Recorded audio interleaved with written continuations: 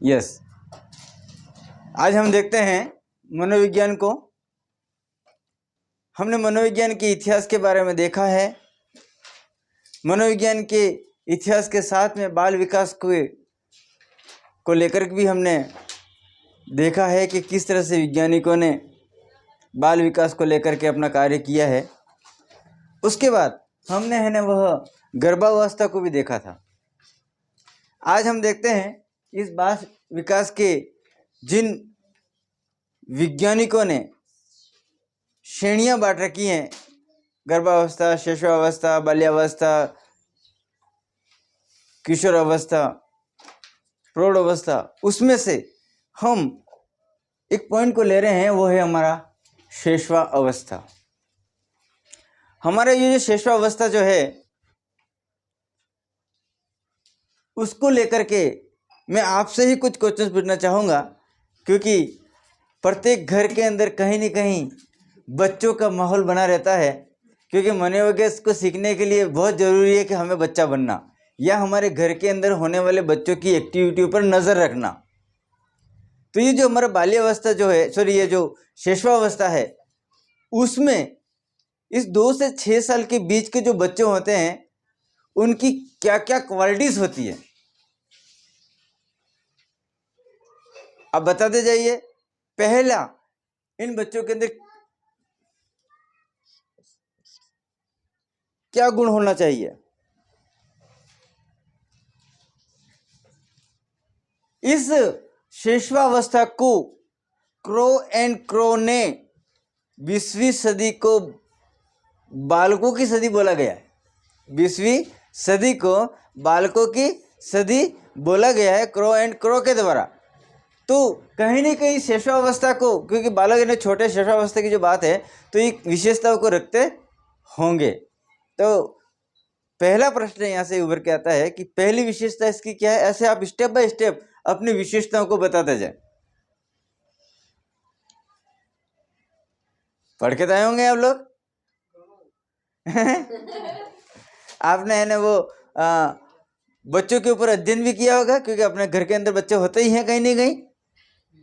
उनकी एक्टिविटी पर नजर की होगी आपने।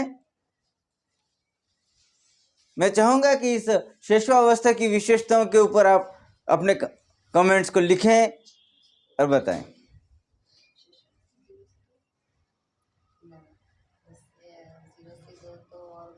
अलग अलग लेखकों के द्वारा अलग अलग बातें कर रखी है, लेकिन यहाँ पर हम 2 से 6 वर्ष की आयु को जो शिशुअवस्था बोली गई है, शिशुअवस्था जो बोली गई है, उसकी विशेषता क्या? तो इसमें हमारा पहला आता है खिलौने की आयु।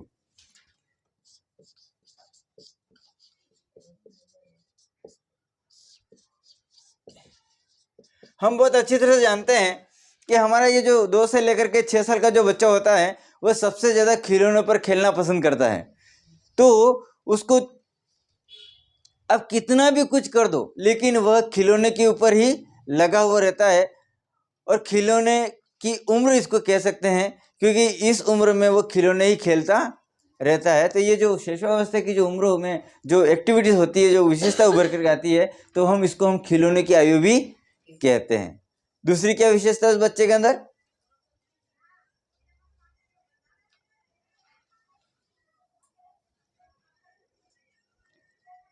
इन बच्चों में नैतिकता का अभाव होता है। क्या होता है? नैतिकता का अभाव।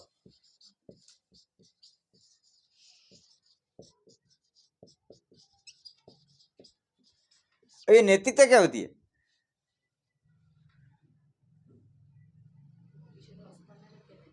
हैं? नैतिकता मतलब रेस्पेक्ट, मान सम्मान। कह सकते हैं कि ये जो बच्चे होते हैं वो स्वार्थपन को लिए हुए रहते हैं, यानी कि सहयोग की भावना उनके अंदर होती ही नहीं है। यानी कि इनके अंदर क्या रहता है? स्वार्थ की भावना उत्पन्न रहती है, स्वार्थ की भावना,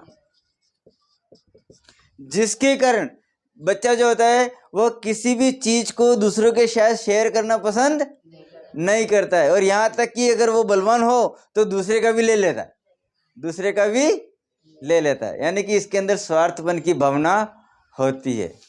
तीसरी क्या विशेषता है?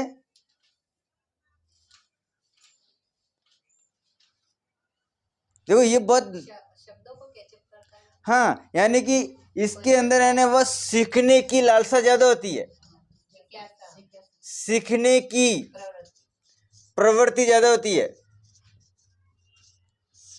ठीक है, जब सीखने की जो प्रवृत्ति इसके अंदर ज्यादा होगी तो अपने माँ से क्वेश्चंस करता रहता है। क्या करता रहता है? छोटी छोटी बातों का क्वेश्चन, क्यों हुआ, किस लिए हुआ, कैसे हुआ, कैसे होना चाहिए था, ऐसे करते तो ठीक था, ऐसे करते तो ठीक था।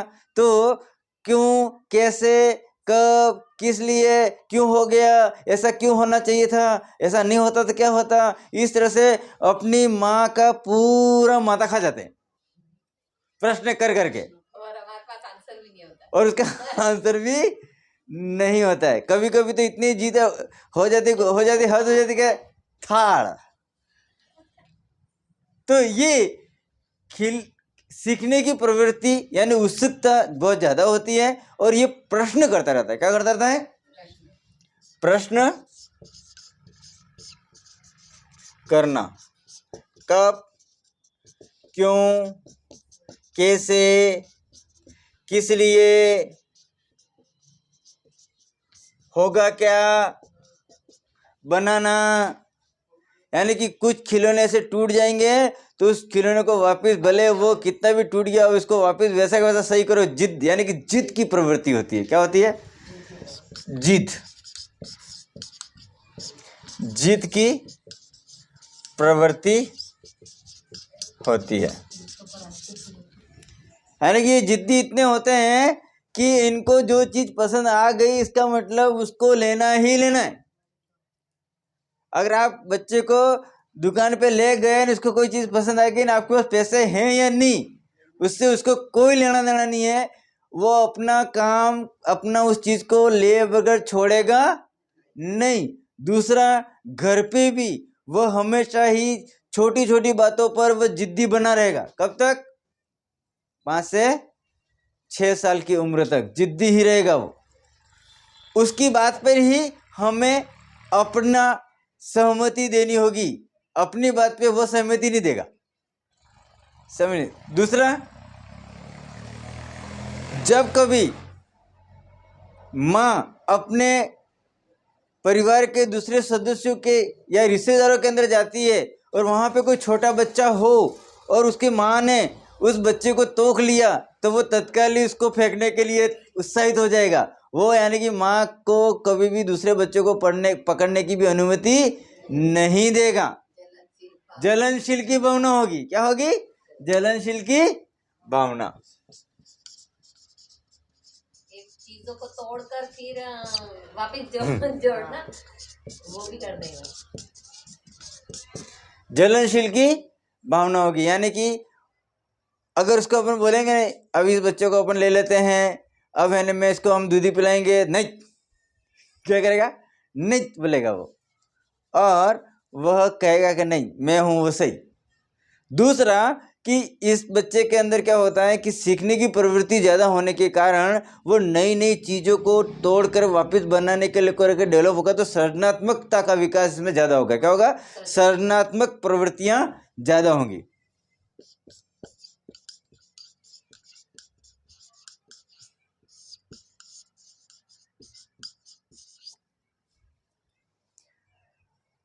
सृजनात्मक प्रवृत्तियां ज़्यादा होगी, और इनकी खिलने की प्रवृत्ति होने के कारण उनके अंदर किसी भी प्रकार का संवेग विकसित नहीं होगा। यानी कि इनको डर नाम का कोई चीज़ ही नहीं होगा। रास्ते में अगर कोई सांप जा रहा होगा ना तो अब इसको पकड़ लेंगे, तो खेलने का यूँ करके, हाँ, खेलने का यूँ करके पकड़ लेंगे। यानी कि इनके अंदर संवेग विकसित नहीं होंगे, यानी संवेगों की कमी होगी। क्या होगी?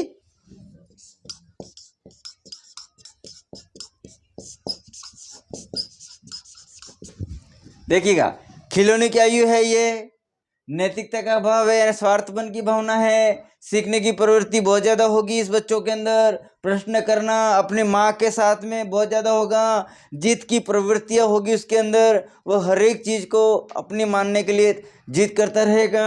उसके बाद में जलनशील की भावना होगी, वह अपनी किसी भी वस्तु को या अपने माँ के साथ में दूसरे बच्चों को वो शेयर करना पसंद नहीं करेगा, और किसी भी प्रकार की चीज़ों को तोड़ना, बिगाड़ना, मिट्टियों से खेलना, और नई चीज़ों का विकसित करना, सृजनशीलता के गुणों का विकास यहाँ पर बताएगा। और इसमें किसी भी प्रकार के डर की भावना नहीं होगी, जिसकी वजह से यह कह सकते हैं कि इनके अंदर संवेगों का विकास नहीं होगा। और इस उम्र के अंदर सबसे ज़्यादा मस्तिष्क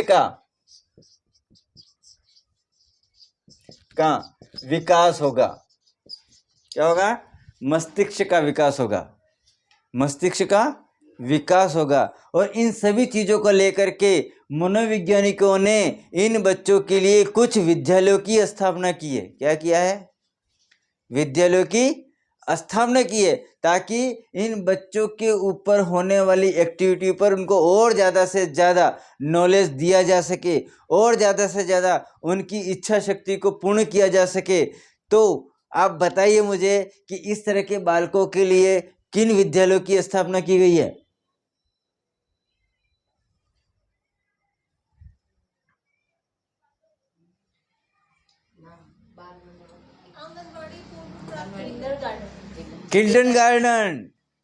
किंडरगार्टन, आंगनवाड़ियाँ, ये इन बच्चों के लिए विकसित की गई है। और अभी वर्तमान में इन बच्चों को पढ़ाने को लेकर के भी एक पद का सृजन किया गया है, जो कि एनटीटी की वे टीचर्स ही इन बच्चों को पढ़ा सकते हैं। उनकी एक्टिविटी पर उनको अच्छी तरह से नॉलेज दिया गया है।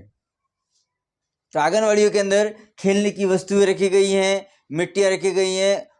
उस छोटे से छोटे बालक की वह तमाम चीज़ें, जिन चीज़ों पर वो बालक अपना मन लगाता है, वह उपलब्ध होती हैं, जिसके कारण एक नवीन शिक्षा प्रणाली विकसित होकर के उभरी है, किंडरगार्टन, जिसे हम क्या कहते हैं? बालकों का बगीचा बोलते हैं। क्या बोलते हैं? बालकों का बगीचा बोलते हैं। अब और क्या चीज़ें, और क्या विशेषता है?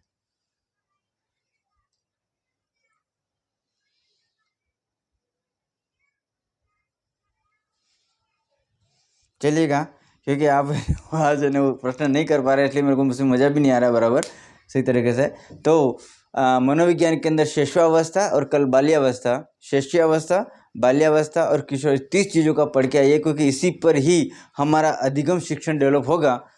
और आप जितना क्वेश्चन करेंगे, क्योंकि जिस विद्यालयों के साथ हम लोग जुड़े हुए हैं, वहाँ पर हमारा प्रैक्टिकल एक्सपीरियंस चलता है, जाकि उदाहरणों के द्वारा हम इन चीज़ों को आपके सामने रख सकें। क्योंकि आप जितना बोलेंगे, क्योंकि मेरे अकेले बोलने से फिर मज़ा नहीं आएगा, क्योंकि इस चीज़ को प्रैक्टिकली मुझे लाना पड़ेगा, प्रैक्टिकली मुझे लाना पड़ेगा। तो एक बार फिर मैं आशा करता हूँ कि आप है ना कल वापस शैशवावस्था को और बाल्यावस्था को और किशोरावस्था को आप पढ़ेंगे, और आप जो हैं वह मेरे से क्वेश्चन करेंगे, ताकि मैं आपको और अच्छी तरह से इसको समझा सकूं। अभी थोड़ा सा डिज़ाइन दिया है, आपने कुछ बातें बोली भी है। अब इसको हम उदाहरण के माध्यम से, विद्यालय के अंदर एक्टिविटी के माध्यम से, घर की गतिविधियों के माध्यम से हम इसको देखेंगे। और ये सब चीज़ें देखने के बाद ही हमें सिद्धांत के बारे में पता चलेगा कि बाल विकास का सिद्धांत क्या है और वृद्धि का भी सिद्धांत क्या है। और इसी के आधार पर ही हमारे वैज्ञानिकों ने अधिगम को डेवलप किया है। तो मैं आशा करता हूँ कि आप इसको अच्छी तरह से रीड करके आएंगे, ताकि मुझे समझाने में मज़ा आए। एक बार फिर मैं कहना चाहूँगा कि mind, heart and hand if are control, completely success man. Thank you.